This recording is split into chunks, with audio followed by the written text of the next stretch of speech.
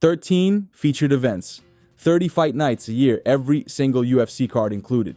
The impact of the recent deal between the UFC and Paramount Plus is yet another game-changing example of the UFC's evolution. The numbers behind this agreement are huge, and the changes to the UFC landscape are monumental. But will this be good for fans and fighters alike? Let's look at what makes this deal such a massive shift for the future of the sport. The new media rights deal between the UFC and Paramount Plus is worth about $7.7 billion over 7 years, roughly $1.1 billion per year. That's about double what ESPN was paying before, and it comes with a huge change in how fans in the US will watch. Starting in 2026, Paramount Plus will become the exclusive home of UFC content in the US, streaming more than 40 shows a year, along with selected marquee events simulcast on CBS. For fans, this marks the end of an era. No more scrambling to order an $80 pay-per-view just to see one main card. Instead, every UFC event will be available with a single streaming subscription. Paramount Plus plans currently start around $8 and go up to about $13 per month, which is far cheaper than the old pay-per-view model. Compare that to the ESPN Plus setup. You had to pay for a subscription just to get access to pay another $80 per numbered event, often costing hardcore fight fans over $1,000 a year. This move also reflects a broader shift in sports broadcasting. The UFC is following the path of other major leagues, like the NFL striking a deal with Amazon Prime for Thursday Night Football, or MLB putting games on Apple TV Plus by migrating premium content to streaming. The aim is clear: make events more accessible, attract new audiences, and lock in guaranteed revenue, rather than relying on unpredictable buy rates from pay-per-view. As UFC CTO Dana White put it, the partnership means all our fights, all our content, for one price, and he's calling it a win for fans and athletes alike. That accessibility could open the sport to a wider audience than ever. Hardcore fans save hundreds of dollars a year. Casual viewers who once skipped big events over cost can now tune in without hesitation, and Paramount Plus subscribers get an added draw to their package. On top of the live shows, the streaming service will carry a deep library of UFC archives, historic fights, past seasons of Dana White's Contender Series, and classic moments from MMA legends, all in one place. From the fan perspective, that sounds almost perfect. You could watch an old fight between two rivals before tuning in to their massive rematch on Saturday night main event with no extra charge. But who pays the price when fans save this much? That's where the picture gets more complicated. Under the pay-per-view model, top fighters didn't just earn their contracted fight purse. They often received pay-per-view points, a share of the event revenue tied directly to how many people bought the card. For star fighters, those bonuses could add millions to their payday, especially for blockbuster bouts that made huge numbers. With the switch to an all-in-one subscription model, there are no individual sales to track and no direct event-to-revenue link for fighters. That part of the paycheck may vanish entirely. It's not just about money. Without the hype of a pay-per-view buy driving specific fight promotions, individual cards could get less spotlight. Fighters might gain more casual exposure from being in a bigger pool of content, but they could also have a harder time standing out when every event is bundled together without an individual sales push. Dana White has suggested the increased exposure will balance things out, but for many fighters, exposure without equivalent earnings is a questionable trade. So, the shift to Paramount Plus delivers guaranteed revenue for the UFC, dramatic cost savings for fans, and broader availability of the sport's content.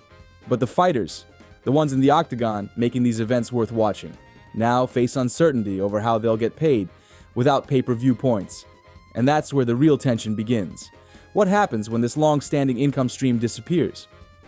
For some UFC fighters, the end of traditional pay-per-view isn't just a tweak to their contracts. It's the removal of a system that could turn one fight into a career-defining payday. This change directly impacts those who built their earnings on bonuses tied to pay-per-view buys, a model that will be rendered obsolete in the US once every card is folded into a flat-rate streaming deal. Here's how that system worked.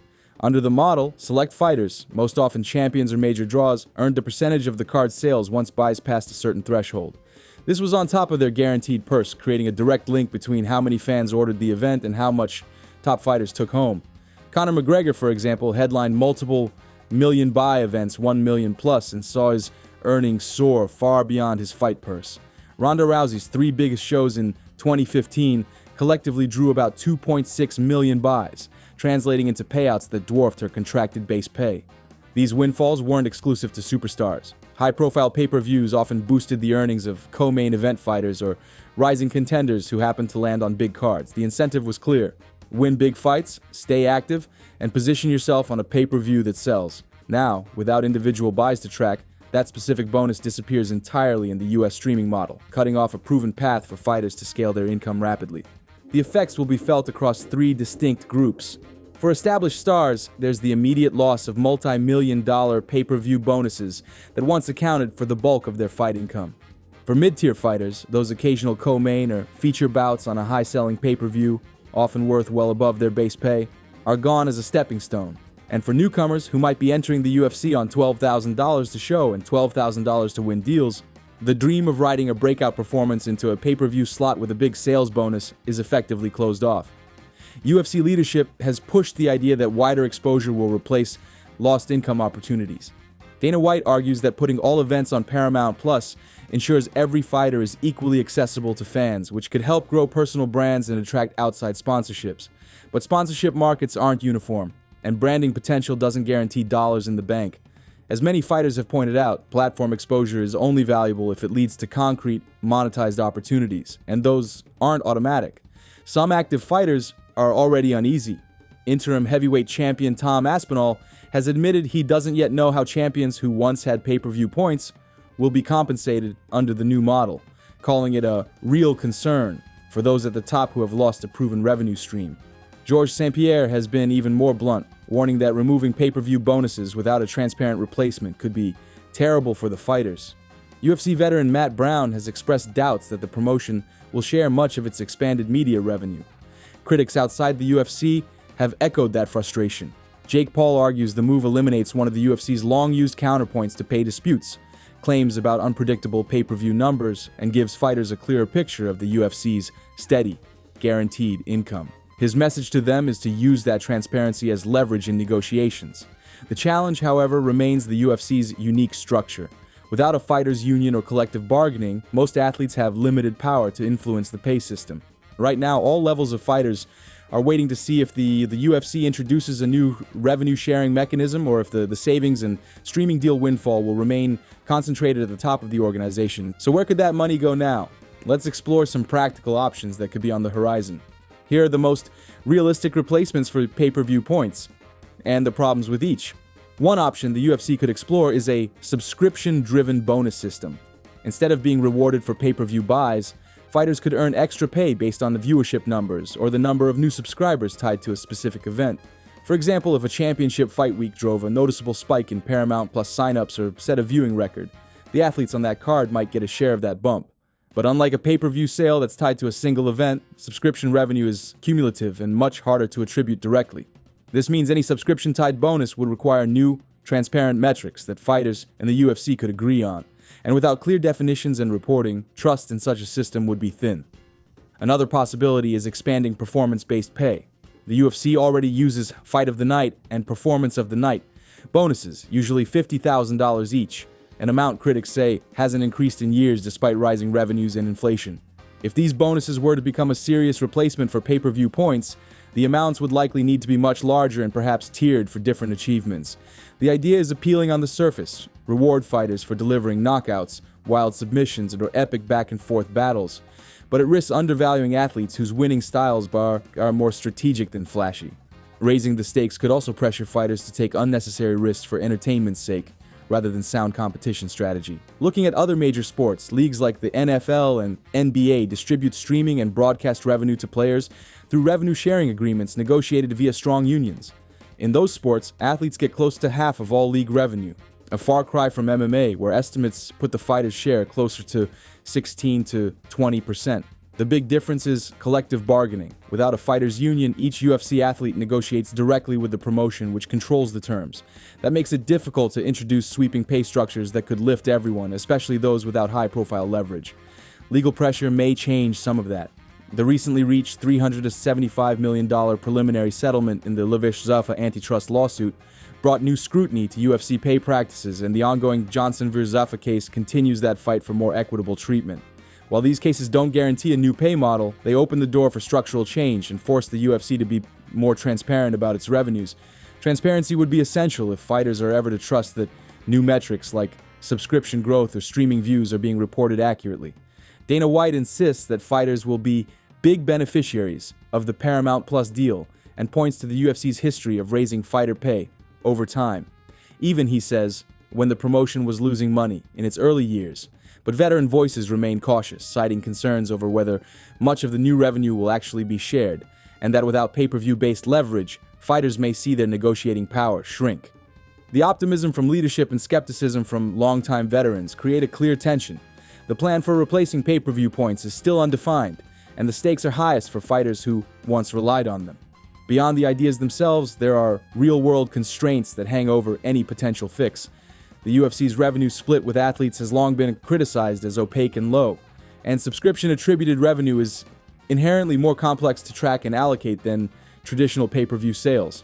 All of these factors combine to slow down, and in some cases block, solutions that could meaningfully replace what's been lost. And even if these hurdles are overcome, there's another question waiting in the background.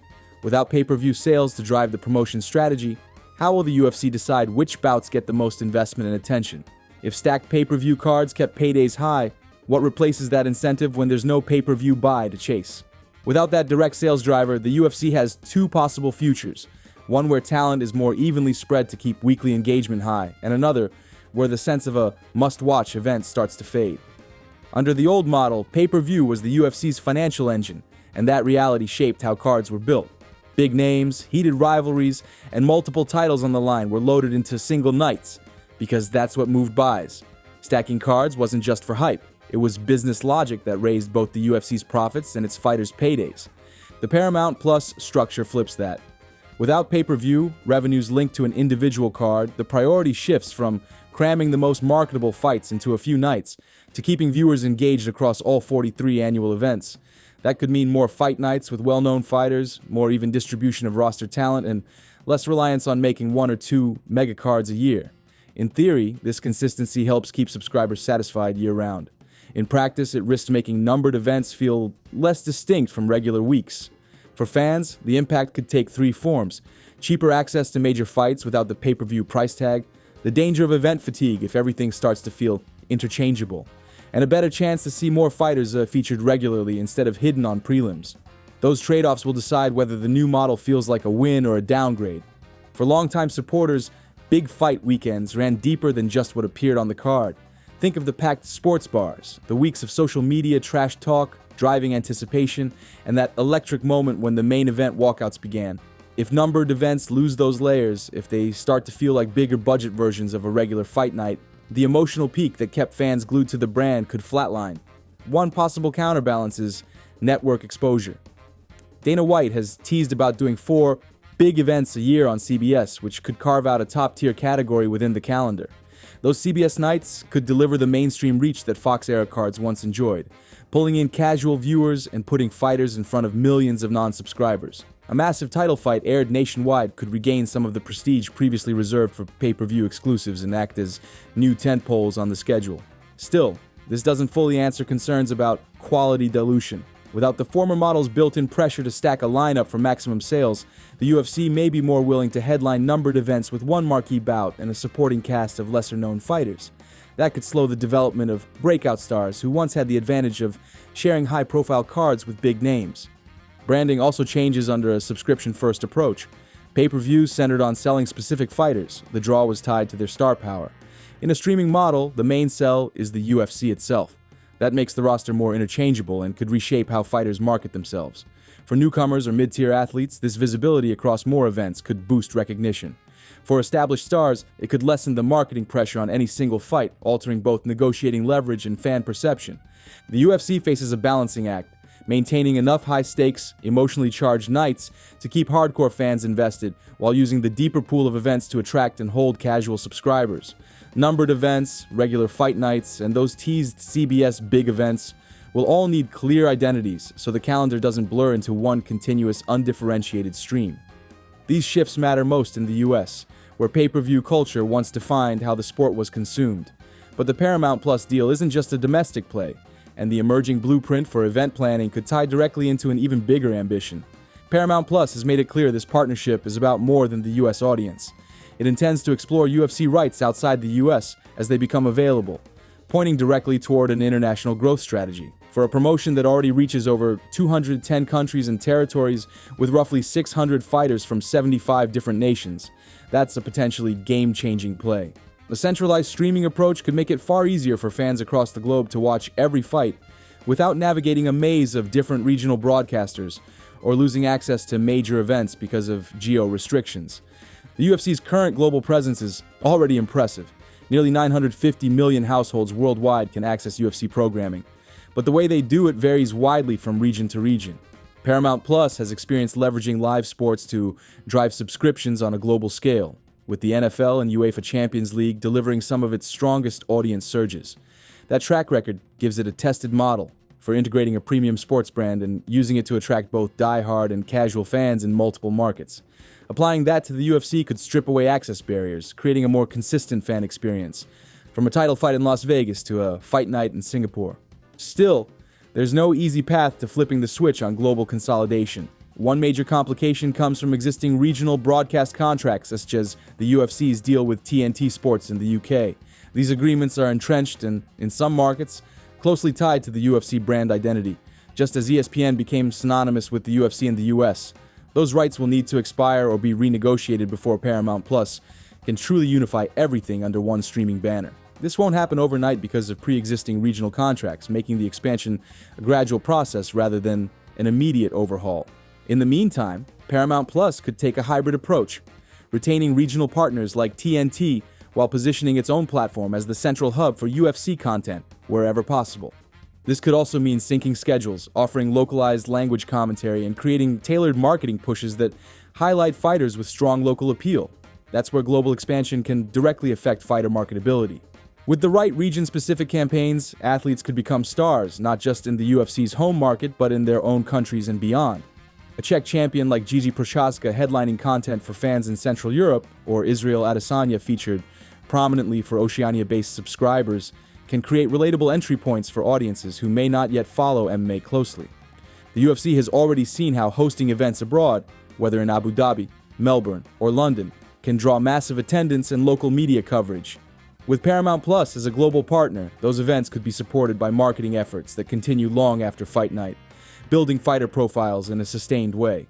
For the athletes, that visibility matters. It can increase their ability to secure regional sponsorships, headline events in new markets, and gain social media reach that translates to long-term fan support. But here's the catch. Greater exposure doesn't automatically translate into higher UFC paychecks. Unless the promotion adjusts how it shares the expanded revenue from a global subscriber base, fighters may find themselves gaining followers without seeing a comparable jump in earning. From a business perspective, the logic for Paramount Plus is straightforward. The UFC can become a powerful subscriber driver, just as other premier sports have done for them.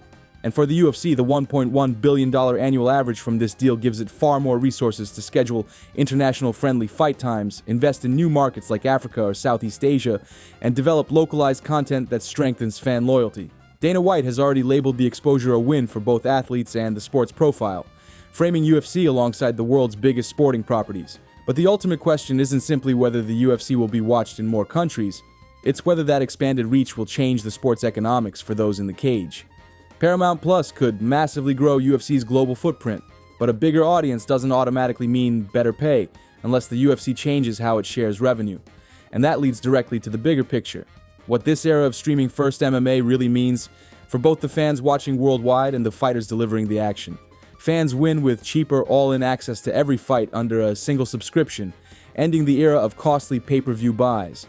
But in the US, points disappear and the UFC hasn't defined a replacement, leaving fighters, especially top stars, facing real uncertainty about how future earnings will be calculated. This is a $7.7 billion deal, averaging $1.1 billion a year, so the stakes couldn't be higher for how that money flows. What do you think? Should fighters get a direct cut of streaming revenue or see expanded performance bonuses? Tell us below. If you like what you saw, hit us with a like and subscribe, and join us as we unpack more across the world of the UFC.